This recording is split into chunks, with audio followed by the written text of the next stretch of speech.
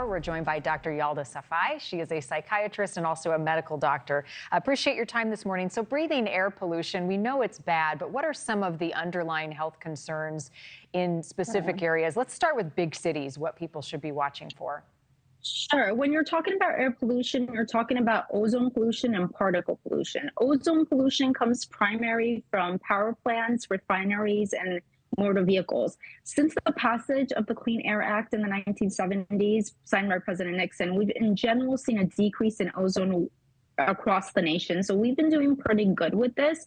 However, some Western states and Southwestern states haven't been so fortunate.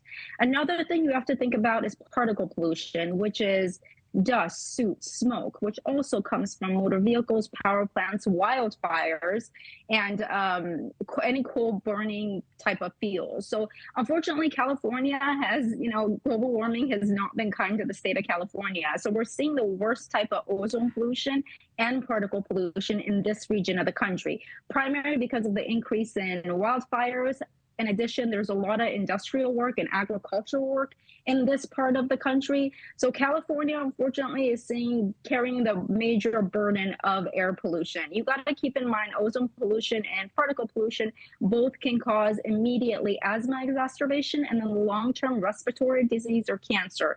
So one thing we could do with this is to try to pass more strict laws regarding ozone pollution and the amount of ozone that's permitted in a certain area in the air, and also working to make zero emission motor vehicles will be the first start.